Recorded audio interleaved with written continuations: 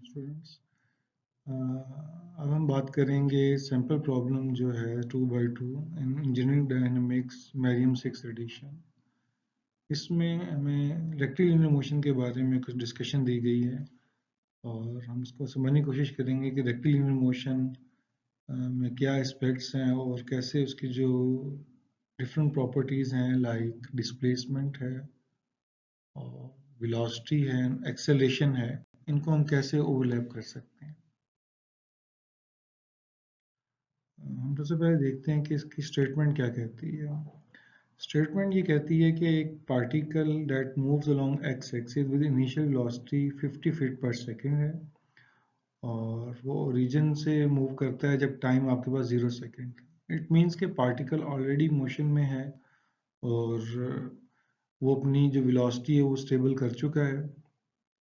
For the first 4 second it has no acceleration. It means कि हमारे जब observation start हुई है उसके 4 सेकंड तक उसकी वेलोसिटी में कोई तब्दीली नहीं आई। Thereafter it is acted on by a retarding force which gives it a constant acceleration ax is equal to -10 feet per second square। अब यहाँ पे रिटार्डिंग फोर्स है कि कोई चीज़ उसको रोक रही है जिसकी वजह से उसका एक्सेलरेशन नेगेटिव में है और वो अपनी रफ्तार को कम करेगा। ये हमारा गिवन डेटा है और इसके उसने कहा कि जी calculate the velocity and X coordinate for the particle condition time 8 second 12 second and find the maximum positive X coordinate reach by the particle. यहाँ पे ये कहना चाहता है कि जब वेलोसिटी उसकी ऑब्वियसली कम हो रही है तो कहीं ना कहीं पे तो जाके वो वेलोसिटी की डायरेक्शन चेंज करेगा। उस डायरेक्शन को चेंज करने से पहले वो कितना डिस्प्लेसमेंट तय करेगा और पॉजिटिव से मुराद ये कि जो उसकी लाइन ऑफ मोशन में था, अगर वो जब अपनी डायरेक्शन वेलोसिटी की चेंज करेगा तो ऑब्वियसली उसकी मूवमेंट भी अपोजिट डायरेक्शन में स्टार्ट हो जाएगी। तो अगर हम देखें यहाँ पे हमारा जो डेटा इंपॉर्टेंट है वो क्या है, सबसे पहले तो हमारे पास वेलोसिटी है 50 फीट पर सेकेंड और कब है जब हमने टाइम नोट करना शुरू किया और कब तक वो रही 4 सेकेंड तक। तो ये डेटा हमारा बहुत इंपॉर्टेंट है। उसके बाद ये एक्सेलरेशन है, ये 4 सेकेंड के बाद ये एक्सेलरेशन आया। तो यहाँ पे आप देख लें कि जब हम कैलकुलेशन करेंगे तो हमें ये चीज़ क्लियर होनी चाहिए कि पहले 4 सेकंड तक कोई मूवमेंट नहीं थी, कोई एक्सेलरेशन नहीं था, वेलोसिटी कांस्टेंट थी, पार्टिकल फ्रीली मूव कर रहा था। उसके बाद जो भी है वो चेंज आना शुरू हुआ। फिर ये टाइम फ्रेम्स हमें दिए गए हैं। आप देखें कि इस 8 सेकंड में से पहले 4 सेकंड तो वही थे जब वेलोसिटी हमारी कांस्टेंट थी और कांस्टेंट वेलोसिटी को अगर हमने कैलकुलेट करना तो वो सिंपल है कि हम वेलोसिटी को टाइम से मल्टीप्लाई कर देंगे अगर उनके यूनिट सेम है या उनके हम यूनिट सेम कर लेते हैं। उसके बाद 4 सेकंड वाला का मामला है जहाँ पे एक्सेलरेशन चेंज हुआ है और फिर हमें ये मैक्सिमम पॉजिटिव एक्स कोऑर्डिनेट चाहिए। तो हम देखते हैं इसको कि कैसे हम ये कैलकुलेशन परफॉर्म कर सकते हैं। इस तरह के न्यूमेरिकल्स के लिए ग्राफिकल रिलेशनशिप रिप्रेजेंटेशन ज़रूरी होती है। आगे अंडरस्टैंडिंग बेटर हो और आप इसको कुछ स्केल के बगैर भी बनाना चाहें तो ये बन जाएगी।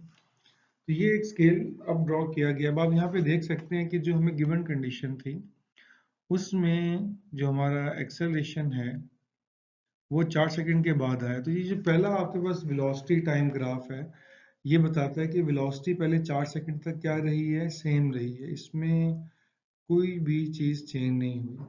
और ये भी याद रखें कि जो इस वेलोसिटी टाइम ग्राफ का एरिया अंडर द कर्व होता है वो डिस्प्लेसमेंट को इंडिकेट करता है।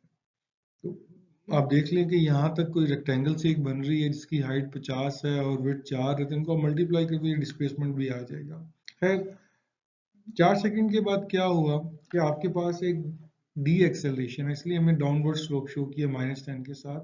वेलोसिटी आहिस्ता आहिस्ता कम होनी शुरू हो गई है और फिर किसी खास टाइम पे जाकर वो वेलोसिटी 0 हो जाती है और फिर पार्टिकल अपोजिट डायरेक्शन में मूव करना शुरू कर देता है।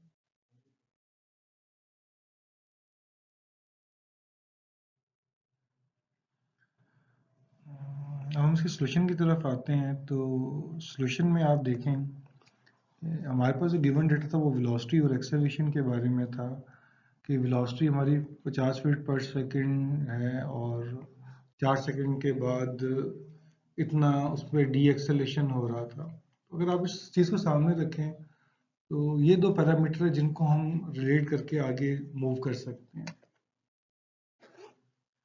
अब एक चीज़ तो हमें यहाँ पे ये रिकॉल करनी चाहिए कि जब हम डिस्प्लेसमेंट से वेलोसिटी मालूम करना चाहते हैं डिस्प्लेसमेंट इक्वेशन से, तो हम उसका डेरिवेटिव लेते हैं और वेलोसिटी आ जाती है विद रिस्पेक्ट टू टाइम। और वेलोसिटी से अगर हमने एक्सेलरेशन फाइंड आउट करना है तो हम उसका डेरिवेटिव लेते हैं with respect to time, velocity का, और एक्सेलरेशन आ जाता है।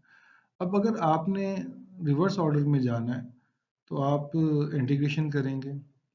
जैसे वेलोसिटी, अगर आपने एक्सेलरेशन की इक्वेशन है उससे आपने वेलोसिटी मालूम करनी है, आप इंटीग्रेट करेंगे। वेलोसिटी की इक्वेशन है, डिस्प्लेसमेंट मालूम करना है, तो आप इंटीग्रेट करेंगे। अब जो कि इस केस में हमारे पास वेलोसिटी और एक्सेलरेशन का डेटा है, तो हमें पता है कि एक्सेलरेशन क्या होता है, dv/dt। आप उसको रीअरेंज करें इक्वेशन को, तो वो बन जाएगा dv is equal to a dt। जब आप इसको इंटीग्रेट करेंगे तो ये सिचुएशन आपके सामने आएगी। अब नॉर्मली वो जब हम इंटीग्रेशन करते हैं तो हमारे पास एक कांस्टेंट आता है, उस कांस्टेंट को हमें कैलकुलेट करना पड़ता है। और अगर हमारे पास इंटीग्रेशन विद लिमिट्स हैं तो हमें उसके को कांस्टेंट की ज़रूरत नहीं पड़ती।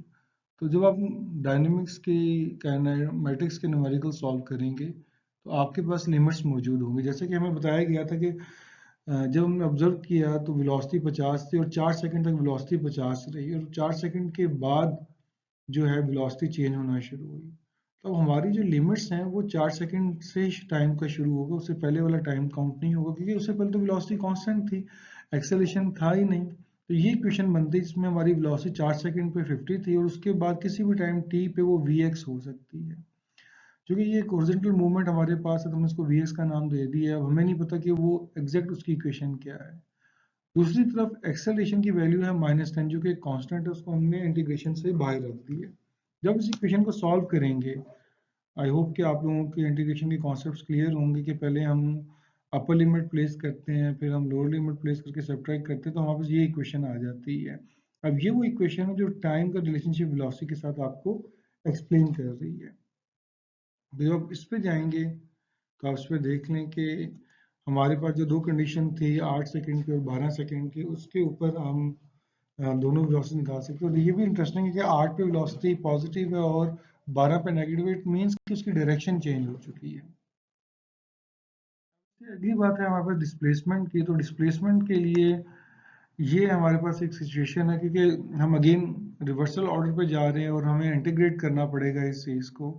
जैसे हमने एक्सेलरेशन से वेलोसिटी को इंटीग्रेट किया था, अब हम वेलोसिटी से डिस्प्लेसमेंट को इंटीग्रेट करेंगे। हमें मालूम है कि जो वेलोसिटी होती है वो डिस्प्लेसमेंट ओवर टाइम होती है, तो इसको हम रीअरेंज करेंगे तो ये ds is equal to v dt बनेगी। अब हमें इसको इंटीग्रेट करना है, तो इंटीग्रेट करने के लिए अगेन हमारे पास लिमिट्स का कॉन्सेप्ट आएगा ताकि कांस्टेंट हम स्किप कर सकें। यहाँ पे जो चीज़ इंपॉर्टेंट है, आपको एक ये फैक्टर नजर आ रहा है 50 × 4 का, ये कहाँ से आ गया? देखें, डिस्प्लेसमेंट की हम बात कर रहे हैं। पहले 4 सेकंड तक पार्टिकल जो था वो कांस्टेंट वेलोसिटी से मूव करता था, means 200 metre distance cover up कर लिया। अब जब वो इतना डिस्टेंस कवर अप कर चुका है, उसके बाद एक्सेलरेशन का रोल आया। उसके बाद की जो हमारी डिस्प्लेसमेंट है वो गवर्न हो रही है अंडर एक्सेलरेशन, उससे पहले वाली एक्सेलरेशन पे नहीं हो रही। लेकिन वो डिस्टेंस ट्रेवल हो चुका है, जो हमारा स्टार्टिंग पॉइंट था, उस स्टार्टिंग पॉइंट में उसने कुछ ना कुछ तो फासला तय किया। तो जब हम 4 सेकंड से कम का अगर कोई इंटरवल लेंगे डिस्प्लेसमेंट के लिए, तो हम सिंपल इसको मल्टीप्लाई कर देंगे। लाइक मैं आपसे कहता हूँ कि 3 सेकंड पे बताएं वेलोसिटी क्या है, तो आप कहेंगे 50/3।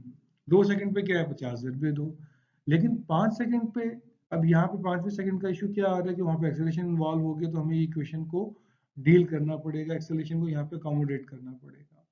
तो यहाँ पे इसलिए अभी हमें, चूंकि एक ओपन इक्वेशन लिखना चाह रहे हैं, हमारे पास टाइम का नहीं पता कि किस एनी टाइम t के लिए हम कर सकते हैं, तो हमने वेलोसिटी की इक्वेशन जो मालूम की थी वो यहाँ पे वैल्यू रख दी। और इसको जब हमने सॉल्व किया पूरे सेटअप को, आप एफएससी के अंदर, हाई स्कूल के अंदर ये मैथमेटिक्स की हुई है, तो आपकी ये 5 - 5t² प्लस 90t माइनस 80 की इक्वेशन आ जाएगी।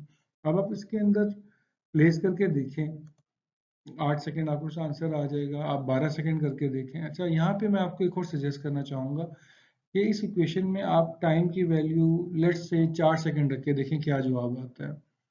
अगर आप 4 रख के देखेंगे तो, और 3 रख के देखें क्या जवाब, इससे आपको पता चलेगा कि ये इक्वेशन कहाँ तक वैलिड है या नहीं है वैलिड। इसके बाद जो हमारा कॉन्सेप्ट है वो मैक्सिमम डिस्प्लेसमेंट के हमारे बारे में पूछा गया। अब मैक्सिमम डिस्प्लेसमेंट कब होगा? एक पार्टिकल मूव कर रहा है, फिर आहिस्ता आहिस्ता उसकी रफ्तार कम होना शुरू होती है, तो किसी एक पॉइंट पे जाके वो रुकेगा, और अगर स्टिल उस पर वो फोर्स लग रही है तो वो वापस आना शुरू कर देगा। तो वो जो पॉइंट जिस पे वो पार्टिकल अपने मैक्सिमम लिमिट पे पहुंच चुका था और फिर वापस आया, वो इम्पोर्टेंट है। इट मीन्स कि पहले पार्टिकल रुकेगा और फिर वापस आएगा। जिस पॉइंट पे वो रुकेगा उस पॉइंट पे आपका मैक्सिमम डिस्प्लेसमेंट होगा। अच्छा, अब यहाँ पे हम ये देखते हैं कि वो जब रुकने का मुराद क्या है कि हमारी जो ये वेलोसिटी इक्वेशन है इसको हमें जीरो के इक्वल करें, ताकि हमें वो टाइम पता चल सके जिसमें हमारी बॉडी या ऑब्जेक्ट रुक रहा है। तो जब हमने इसको जीरो से इक्वेट करेंगे तो टाइम 9 सेकेंड आ जाएगा। तो इट मीन्स कि हमारा जो ऑब्जर्वेशन स्टार्ट हुई इसके 9 सेकेंड के बाद पार्टिकल रुक गया और फिर उसने अपनी मोशन की डायरेक्शन चेंज कर ली। और यही चीज़ आप देख लें कि जो हमारा वेलोसिटी टाइम ग्राफ था उसमें शो हो रहा था कि वेलोसिटी अपोजिट हो गई, तो 8 के बाद हुई है। तो ये जो क्रॉसिंग लाइन है ये आपको अब इसकी एग्जैक्ट वैल्यू पता चल चुकी है 9 सेकेंड। ये लाजमी नहीं कि होल नंबर्स में हो, it depends upon the equation and condition. तो ये किसी भी नंबर में हो सकती है। तो यहाँ पे हमारा मकसद था कि हम सिचुएशन को अंडरस्टैंड करें, और उसको सिचुएशन को अंडरस्टैंड करने के बाद टाइम को हम 9 सेकंड पे लेके आए। देखिए हमने 9 सेकंड कैलकुलेट किया है। अब आपके पास इक्वेशन की डिस्प्लेसमेंट की इक्वेशन मौजूद थी, इसमें आपने वैल्यू प्लेस की, लीजिए आपके पास आंसर आ चुका है इसका। अब यहाँ पे मैं आपको एक और एस्पेक्ट पूछना चाहूंगा आपसे कि अगर आपसे ये सवाल पूछा जाए डिस्टेंस के बारे में, ये तो सारी बातें थी डिस्प्लेसमेंट की, तो आप बताएंगे कि 12 सेकंड में उसने कितना डिस्टेंस तय किया? ये पहुंचता, अगर मैं सिंपल आपसे एक सवाल पूछ लेता हूँ कि जी ये सारी कंडीशंस थी, आपके पास वेलोसिटी की इक्वेशन आ गई, आपके पास डिस्प्लेसमेंट की इक्वेशन आ गई, आपके पास एक्सेलरेशन कंडीशन सारा आ गया। मेरा ये क्वेश्चन है कि आपने डिस्प्लेसमेंट निकाला 12 सेकंड पे, अगर मैं ये पूछूं कि 12 सेकंड पे डिस्टेंस कितना है तो आप कैसे निकालेंगे? तो उस केस में सबसे पहली चीज आपने ये चेक करनी होती है कि क्या वेलोसिटी चेंज तो नहीं हुई। जब भी आपसे डिस्टेंस की बात की जाए रेक्टिलिनियर मोशन के केस के अंदर, तो आपने देखना है कि कहीं पे पार्टिकल रुक के वापस तो नहीं जा रहा, तो डिस्टेंस तो सारा काउंट होगा। डिस्प्लेसमेंट एक डिफरेंट स्टोरी है। तो ऐसे केस में सबसे पहले आपने वेलोसिटी को जीरो मालूम करना है किस टाइम पे ही हुई, ताकि आपका पता चल सके। फर्स्ट करें मैं आपसे कहता हूँ जी 8 सेकेंड में डिस्प्लेसमेंट बताएं कितना आपने निकाल लिया, 8 सेकेंड तक डिस्टेंस कितना है। जब तक पार्टिकल रुकेगा नहीं तब तक वो डिस्टेंस और डिस्प्लेसमेंट सेम रहेंगे। अब 9 सेकेंड तक आपका डिस्टेंस और डिस्प्लेसमेंट सेम है, आप कैलकुलेट करके देख लें। लेकिन जब आप 10 सेकेंड की बात करेंगे तो आपका डिस्प्लेसमेंट कम हो जाएगा, क्योंकि बिकॉज ऑब्जेक्ट वापस मूव करना शुरू हो चुका है, और उसके बाद आपका डिस्टेंस तो अभी से कवर हुआ, क्योंकि उसने 1 सेकेंड में कुछ ना कुछ तो फासला तय किया है। तो डिस्टेंस और डिस्प्लेसमेंट अलग आएगा। तो आपको मैं एक असाइनमेंट के तौर पे ये रिक्वेस्ट करता हूँ कि आप ये बताएं कि 12 सेकेंड में ऑब्जेक्ट ने डिस्प्लेसमेंट आपने कैलकुलेट कर लिया, डिस्टेंस कितना ट्रेवल किया। Thank you.